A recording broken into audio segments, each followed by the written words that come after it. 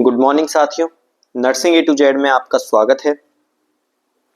तो हमारी ये पी आर यादव जो 5th एडिशन है उसका सॉल्यूशन की क्लासेस चल रही हैं, जिसका हम सब्जेक्ट करा रहे हैं कम्युनिटी हेल्थ नर्सिंग और टॉपिक है हेल्थ कम्युनिकेशन। अब तक काफ़ी टॉपिक्स हो चुके हैं। अगर आपने वो क्लासेस नहीं देखे हैं तो एक बार ज़रूर हमारी प्लेलिस्ट देखें।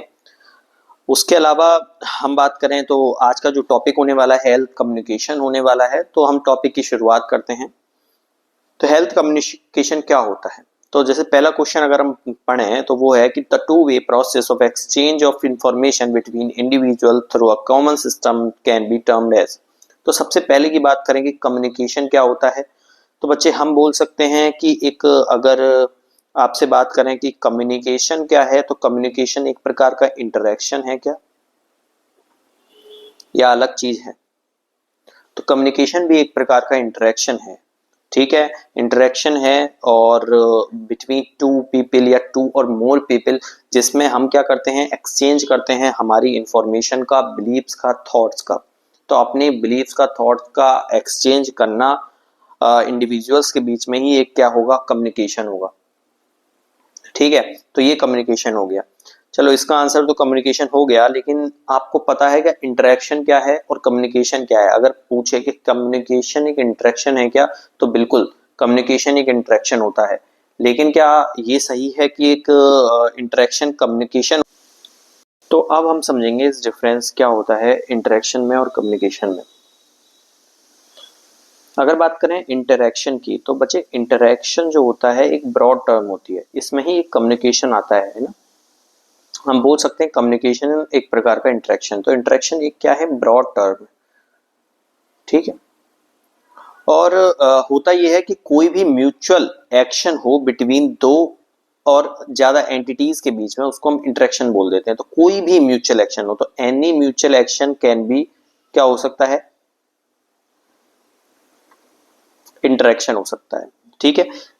जबकि अगर कम्युनिकेशन की बात करें तो कम्युनिकेशन एक स्पेसिफिक टाइप का क्या होगा, इंटरेक्शन होगा, जो और कम्युनिकेशन एक प्रोसेस होगी of transmitting, receiving end interpreting information, ideas, emotions, ठीक है।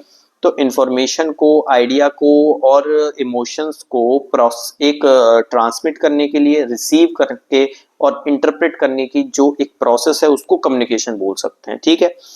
उसके अलावा इंटरपर्सनल रिलेशनशिप इसमें आया। तो इंटरपर्सनल रिलेशनशिप एक तरह से सोशल कनेक्शन होता है, एक इमोशनल कनेक्शन होता है दो या दो से ज्यादा इंडिविजुअल्स के बीच में। तो हम इस चैप्टर में पढ़ने वाले हैं कम्युनिकेशन को। हमने कम्युनिकेशन को समझा कि कम्युनिकेशन एक तरह से प्रोसेस है ट्रांसमिट करने की।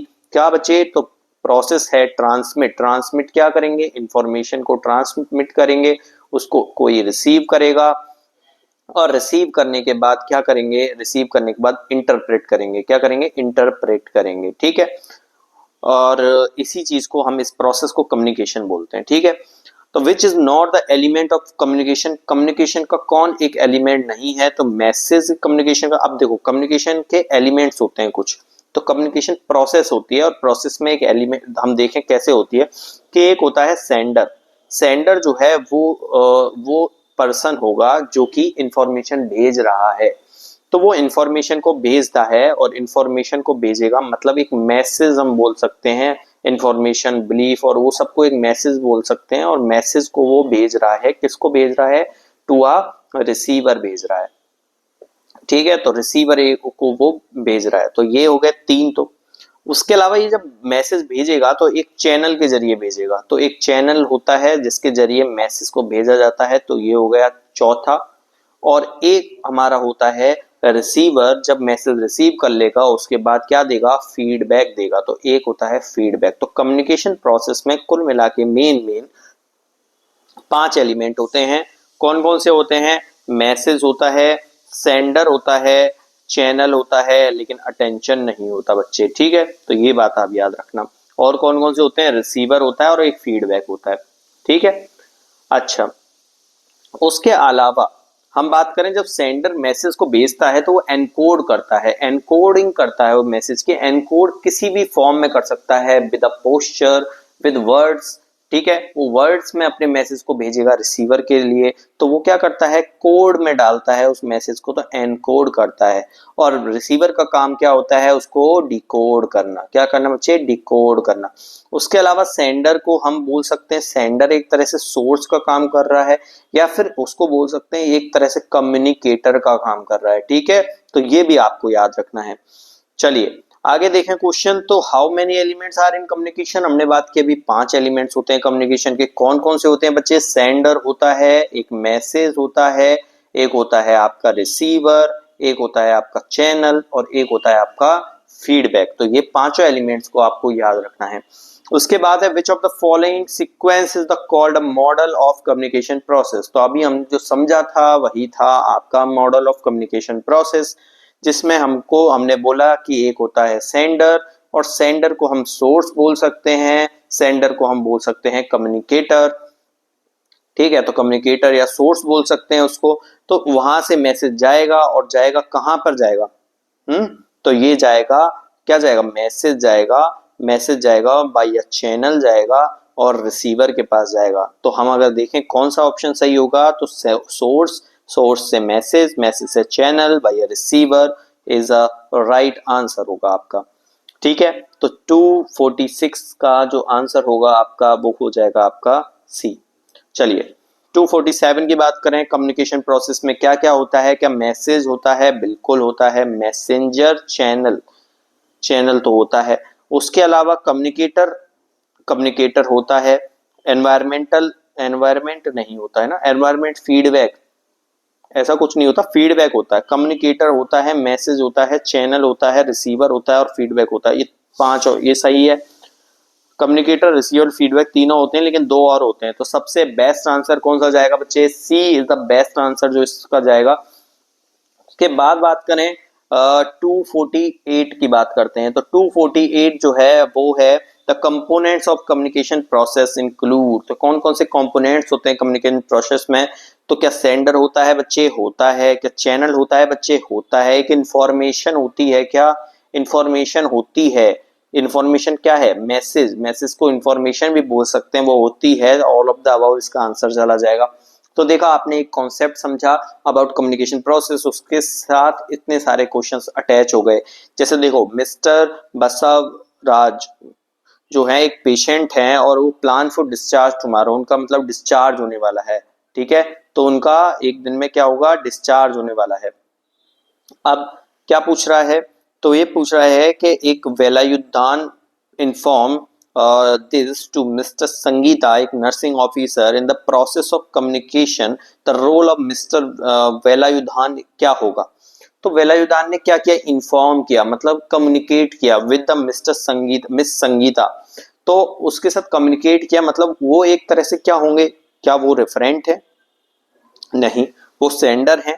तो बिल्कुल वो क्या है, एक सेंडर है। मतलब उन्होंने कम्युनिकेशन क्या की, कम्युनिकेशन को स्टार्ट किया, सेंडर का तरह से काम किया, एक कम्युनिकेटर की तरह से काम किया, एक सोर्स की तरह से काम किया, और इंफॉर्मेशन को भेजा towards Mrs Sangeeta. Mrs Sangeeta क्या होंगी यहाँ पर, मिसेस संगीता एक तरह से यहाँ पर होंगी रिसीवर, जिन्होंने रिसीव किया मैसेज को, और मैसेज क्या था कि वो डिस्चार्ज होने वाले हैं। ठीक है, चलिए all of the important elements of communication process except, कौन कौन से इंपॉर्टेंट एलिमेंट होते हैं, सेंडर एंड रिसीवर एलिमेंट्स होते हैं, रेफरेंट एंड मैसेज होता है। क्या आपका बात करें तो चैनल और फीडबैक होता है। टाइम एंड एनवायरनमेंट हमने नहीं पढ़ा, तो नहीं होता है, एलिमेंट इंपॉर्टेंट एलिमेंट नहीं होता है कम्युनिकेशन प्रोसेस का। Response from a receiver to sender is known as, तो रेस्पॉन्स फ्रॉम, तो हमने बात की थी फीडबैक की। व्हाट इज द फीडबैक बच्चे, तो फीडबैक वो रेस्पॉन्स होता है जो भेजा जाता है, किसको, जो भेजा जाता है, बात करें तो रेस्पॉन्स होता है जो रिसीवर से सेंडर को भेजा जाता है। या फिर हम बोल सकते हैं कि ये एक रिएक्शन होता है ऑडियंस का, या सुनने वाले का, या फिर रिसीवर का टू द मैसेज के लिए एक क्या है, एक तरह से फीडबैक एक रिएक्शन है। ठीक है, उसके बाद the transmission of receiver reaction back to sender is known as, तो वही बात आ गई, क्या होगा, फीडबैक होगा। ठीक है, ये समझ गए आप। उसके बाद है which following is not a type of communication. तो सोक्रेटिक कम्युनिकेशन क्या होता है, तो सोक्रेटिक क्या होता है ये हम पढ़ेंगे अभी। देखो तो हम पढ़ते हैं टाइप्स ऑफ कम्युनिकेशन के बारे में। बच्चे टाइप्स ऑफ कम्युनिकेशन बहुत प्रकार के टाइप्स होते हैं कम्युनिकेशन के। जैसे वन वे कम्युनिकेशन होता है, वन वे कम्युनिकेशन होता है। सेकंड होता है टू वे कम्युनिकेशन। देखो वन वे कम्युनिकेशन क्या होगा, देखो इस क्वेश्चन का आंसर तो आपको ऐसे मिल जाएगा कि मैसेज एक टाइप ऑफ कम्युनिकेशन नहीं है, तो क्वेश्चन का आंसर तो सी है। लेकिन सोक्रेटिक कम्युनिकेशन क्या होता है वो आप समझिए कि जो टू वे कम्युनिकेशन होता है उसको बोलते हैं हम सोक्रेटिक कम्युनिकेशन। क्या बोलते हैं, सोक्रेटिक कम्युनिकेशन बोलते हैं, या सोक्रेटिक मेथड ऑफ कम्युनिकेशन बोलते हैं। तो ये आपको याद रखना है क्योंकि आपके ऑप्शन में दिया है तो पूछ सकता है।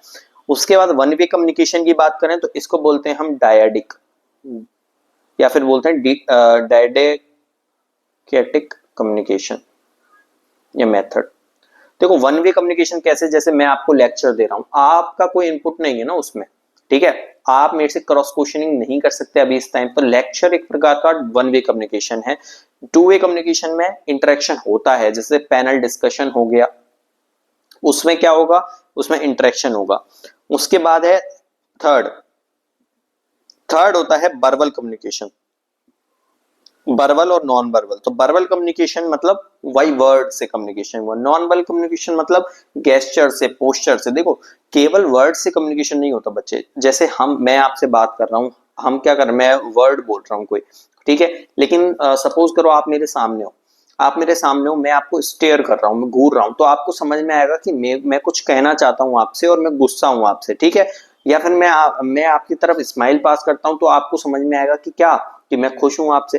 तो ये भी एक प्रकार का कम्युनिकेशन है जिसमें हमने अपने इमोशंस को क्या किया, साझा किया, लेकिन मैंने कोई शब्द बोला नहीं, बोला मैंने, तो इसको बोलते हैं नॉन वर्बल कम्युनिकेशन, जिसमें बातें तो होती हैं लेकिन बातें होती हैं with the gesture, with the posture, with the gait, with the facial expression, ठीक है। तो इनके द्वारा जो है बातें होती हैं, या बॉडी मूवमेंट के द्वारा बातें होती हैं। देखो हम कैसे बैठते हैं वो भी एक तरह से कम्युनिकेशन का एग्जांपल है, ठीक है। अगर मैं क्रॉस लेग करके बैठता हूं तो क्रॉस लेग करके बैठता हूं मतलब मैं किसी से बात करना नहीं चाहता, तो ये सामने वाले पर ये क्या जाता है, फीडबैक जाता है उसका, समझ रहे हो।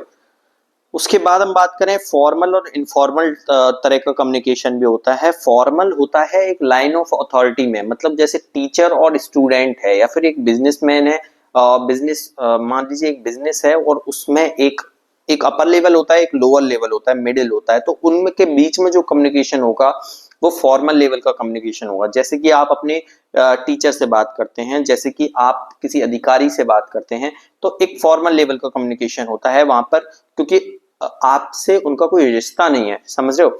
जबकि एक होता है इनफॉर्मल, जैसे आप अपने फ्रेंड सर्कल में बात कर रहे हो, तो इनफॉर्मल कम्युनिकेशन जो होता है वो गॉसिप्स जो होती हैं उसको बोलते हैं। तो आगे इसके कई सारे क्वेश्चंस आएंगे, तो आपके माइंड में एक क्लियर होना चाहिए कि what is the formal communication, what is the informal communication.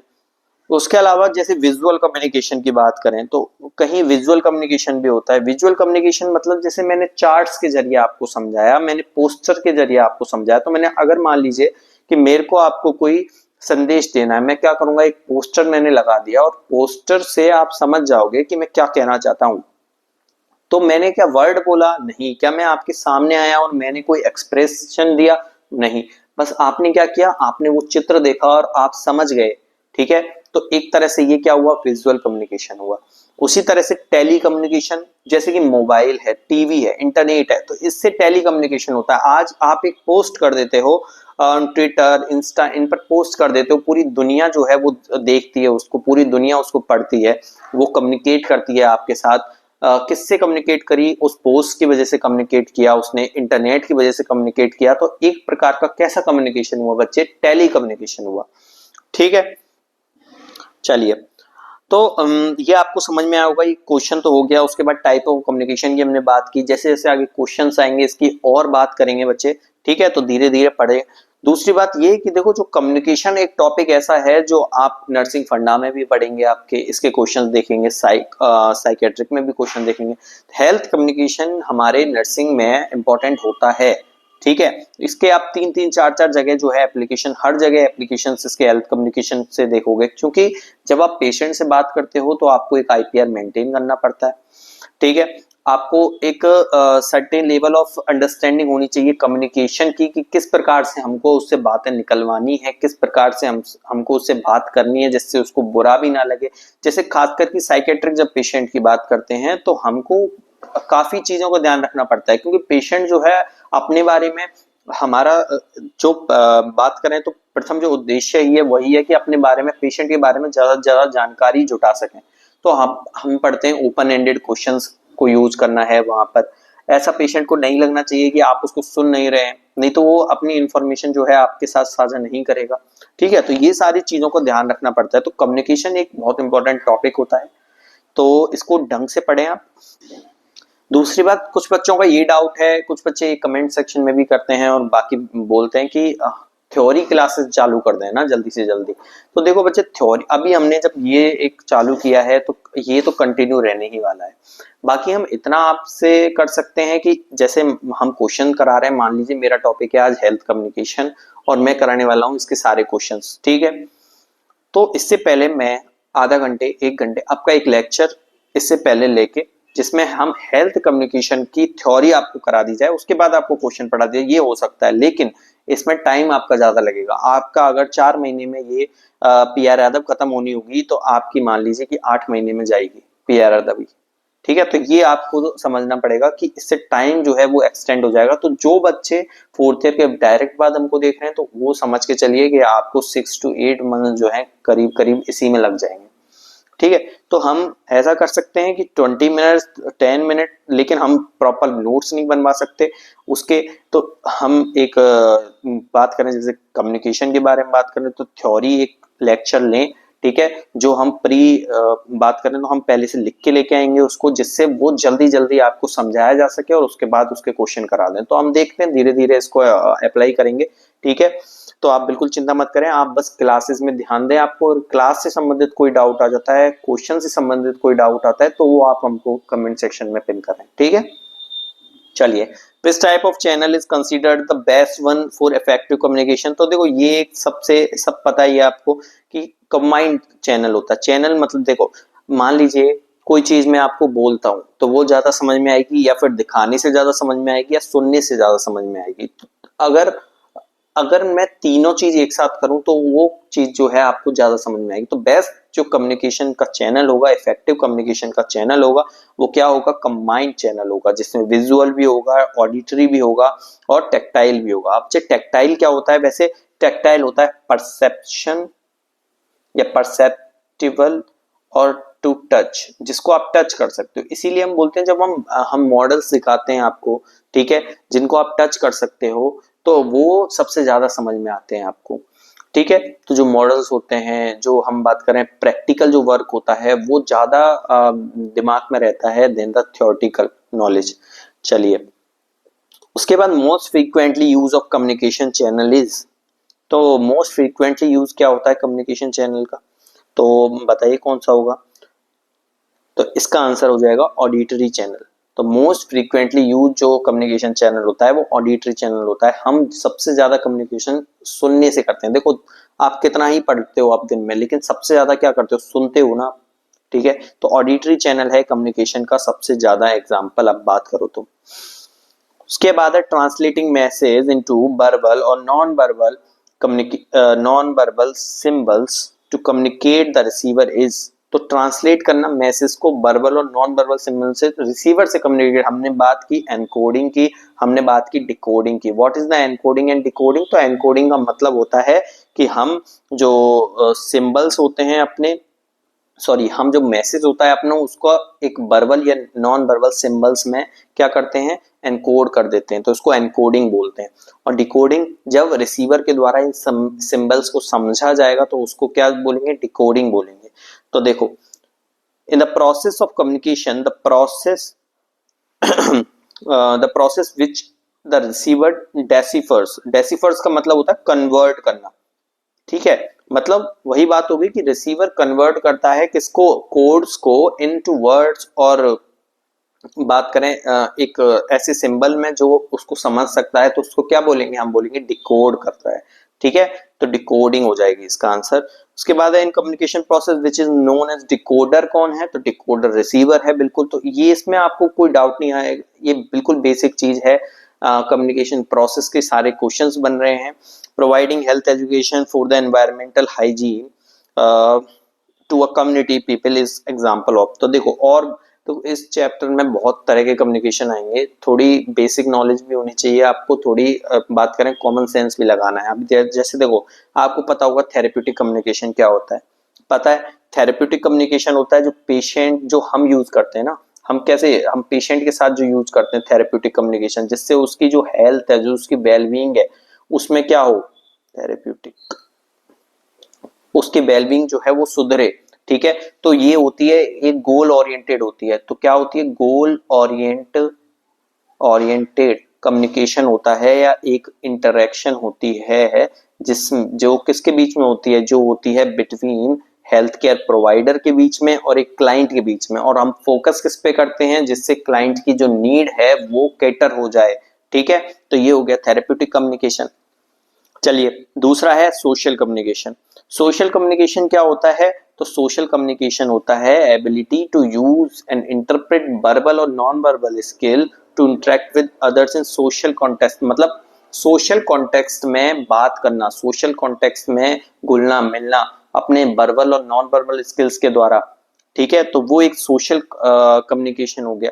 देखो, स्ट्रक्चरल कम्युनिकेशन होता है, जैसे हम मान लीजिए किसी चीज पर हमको एक लेक्चर देना है, एक हेल्थ एजुकेशन देनी है, तो मैं क्या करूंगा, एक इंट्रो, ठीक है, मैं एक स्ट्रक्चर बनाऊंगा उसको, कि सबसे पहले मेरे को उसके बारे में इंट्रो देना है, उसके बाद उसकी मेन बॉडी बतानी है, देन मेरे को कंक्लूजन बताना है, ठीक है। कितने मिनट का इंट्रो होना चाहिए, जैसे आप हेल्थ एजुकेशन बनाते होंगे, तो वो एक तरह से स्ट्रक्चरल कम्युनिकेशन होता है।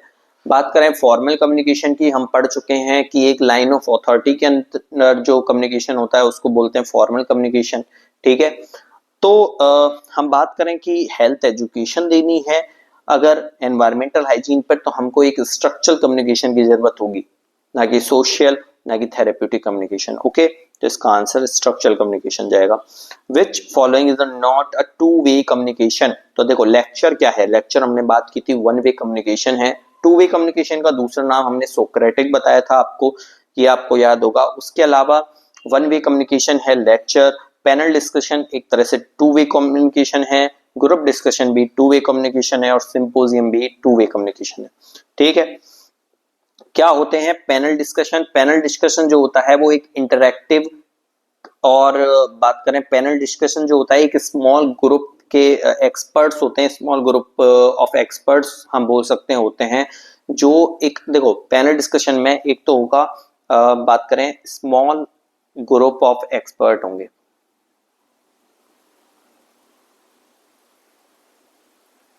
ठीक है, और एक मॉडरेटर होगा जो कि उनको ध्यान से नहीं बैठा। जैसे पैनल हम बात करेंगे, पैनल डिस्कशन में एक पैनल बैठता है, ग्रुप ऑफ एक्सपर्ट्स बैठते हैं और एक मुद्दे पर बात करते हैं कुल मिला के, ठीक है। एक इंटरेक्टिव सेशन होता है, एक आपस में एक मुद्दे पर बात करेंगे थोड़ी देर, वो हम बोल सकते हैं पैनल डिस्कशन हुआ।